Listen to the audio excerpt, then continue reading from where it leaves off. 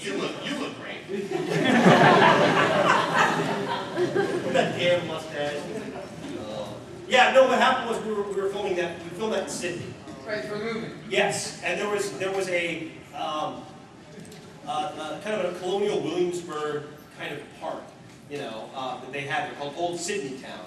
And they had all their soldiers and all the costumes. We just borrowed them from there, you know. That was really hot. It was also when we had the giant rats. Yeah. And you and I were doing double duty as assistant directors for that one. He was the first unit, I was second unit. And so we're directing in the costumes. Here's one that's quite as funny as me with my little Napoleon suit and sword going, ready, action! It's pretty odd to see somebody like assistant directing while they're in costume. You know? It's like being a monkey. My favorite line out of that episode, you guys, is like, hey, you remember there was like a guy locked up in the stockade? And then there was like the rat was like threatening him, and then somebody else says, for God's sakes, give him the cheese! Oh, yeah!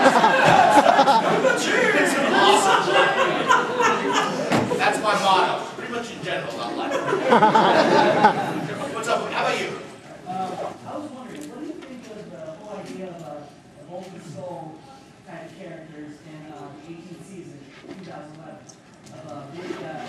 Big Jack and that would be interesting. Hey man, you know, those archetypes are what they are. You know, it's Abbott and Costello, Laurel and Hardy, Gilligan and Skipper, I mean, you name it, right? Yeah, that's the great irony. For us, we kept saying, you know, Abbott and Costello, Laurel and Hardy. For the next generation, I'll always sit and call every fat skinny guy Molten Skull.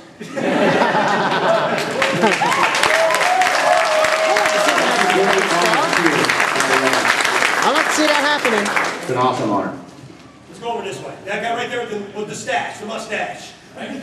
Right. You've already touched on it briefly. One of the things I have noticed is you probably have done more stunt work than any other actor in the series that wasn't a monster or a ranger. What I'm wondering is, do you think that actually worked better for your characters, or do you almost feel cheated that you never actually got a hero moment, like a part in an episode where you somehow saved the day? Well, we kind of did, right? What was When in the Ranger Gallery? What was the two-parter about Countdown to Destruction, right? Yeah. That was like our one kick-ass moment. It was like one shot, like the traveling shot where Narvy's like, ah, and I'm like, oh! And like that, like after we did that, we were like, all right.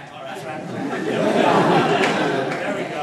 But you know, I mean, the stunt work really, the stunt work was part and parcel to comedy bits. Yeah. I mean, there are certain things that are inherently hilarious. Big shoes. Being on fire. Playing the piano while being on fire. And falling down. I mean, falling down is pretty much one of those, like, quintessential, you know, funny things. I mean, every time you fall down, you're instantly embarrassed. Anytime you see somebody fall down, you're instantly laughing at them down. So, somebody with big shoes, funny. Piano, funnier. Well, and we should not be heroes. I mean, Bulk and Skull are the kind of down and out everyman. Let's face it, okay? We are not all Power Rangers. We like to dream, but we know it's a dream. We know who we are. And we want to be working next season.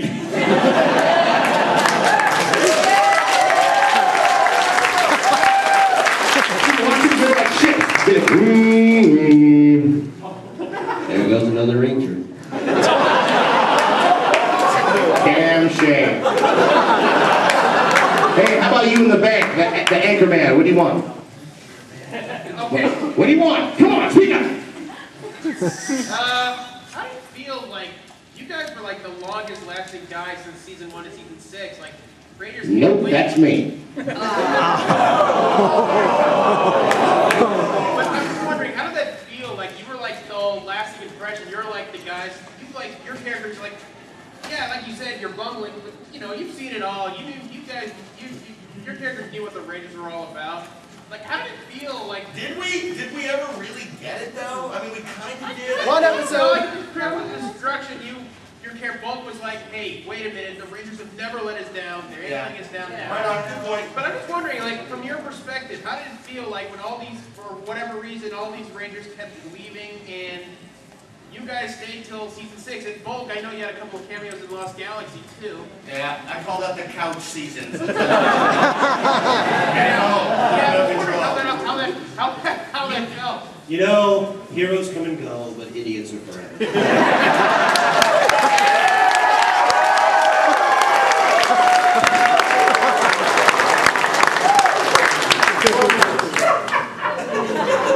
It's so shockingly and horribly true.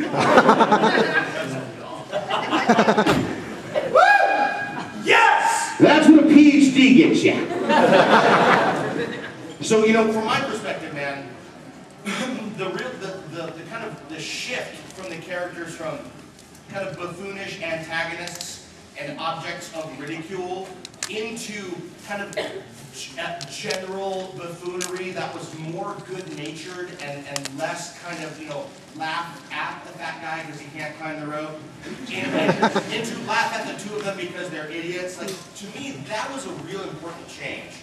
And we actually, some seasons worked better than others. You know, like the private detective thing, Goldar in a closet, a little weird. Hey,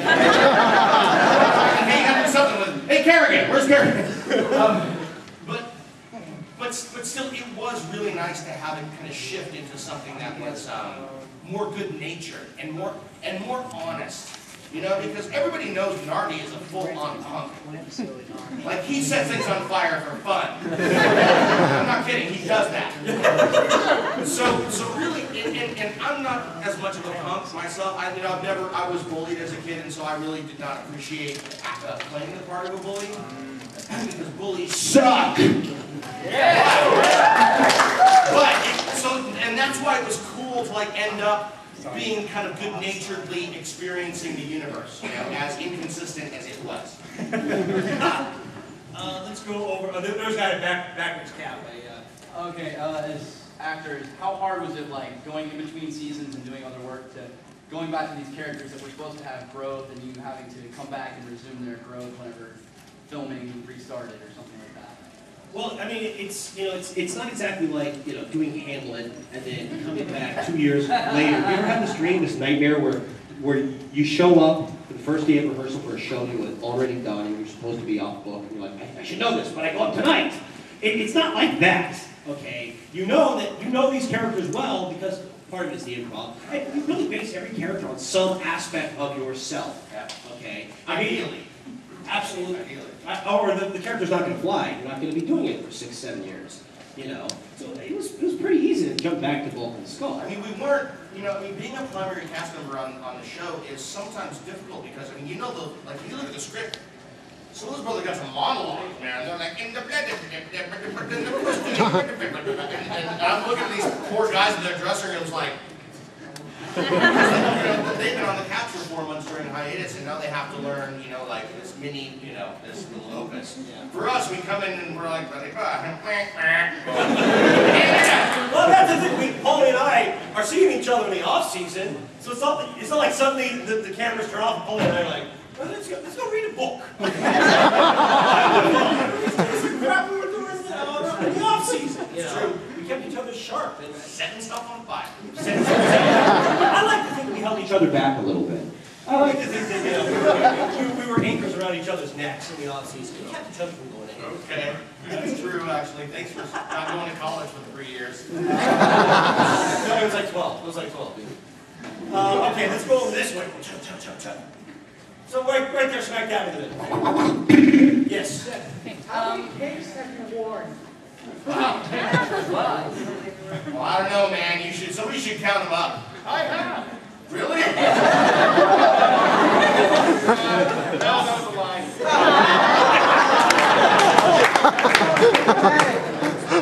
You just got upstage, sucker. How many cakes have you worn? Cakes. So that's a pretty good question. To be honest, I don't think we wore that many. After season 1, we didn't wear a lot of cakes.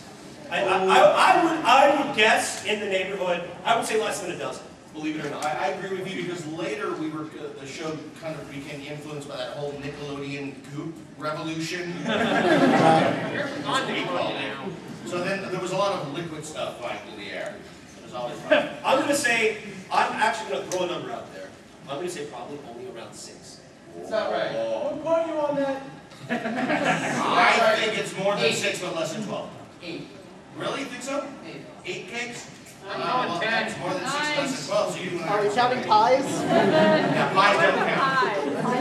Okay, Chip Lynn, ladies and gentlemen. Hi, Chip.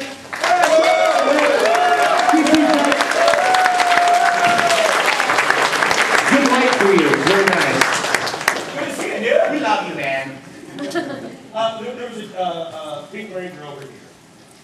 Cheshires.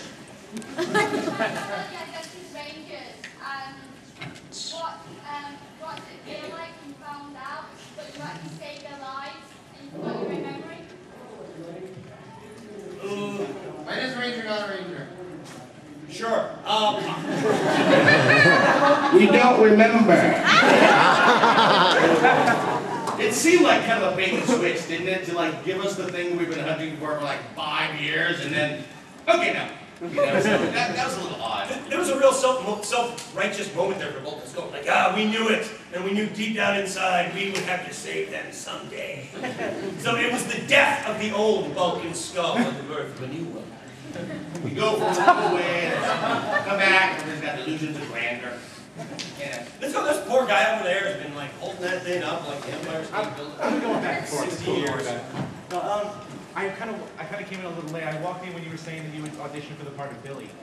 Did it like at any time? Did it ever regret the fact that you didn't get that part and that you got the part you got? No, I mean the fact of the matter was you go in front of a camera, slate your name, your agent, and you walk out. That was the audition. And I never knew anything else about it until February the following year, 4 months later when they called me. So I never regretted it. I mean, honestly, I love the Rangers. They're all good friends, okay? But working with Paulie, as much as I like to joke and kid, was really the worst experience ever.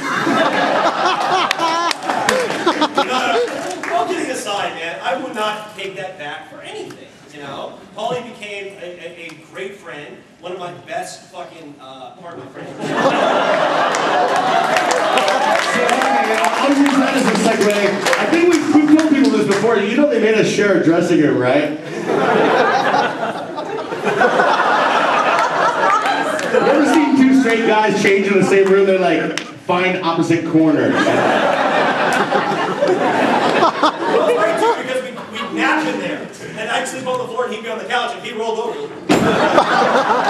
And we listen to Jesus Christ Superstar over and over and over. So I think that initially it was AJ that was in the room next to us, and then they switched. So she was like, I have to get away from this wall because my mind is clear now. She's like, those walls. One time someone was walking down the hallway right next to our dressing room, and suddenly a sword goes shing right out of the wall. That was Paulie. That was so if I were Billy, I would not have had any of these experiences. wait. There was this one time when I said, hey Narvy, wouldn't it be funny if we drew a tropical scene on the talent hallway wall? Cut to us 5 hours later, painting the wall. Thank you, Jonathan. Thank you for painting. Yeah. Please don't draw on the walls. A note to self.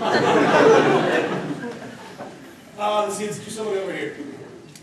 Yes, we got two over here. We'll do one next.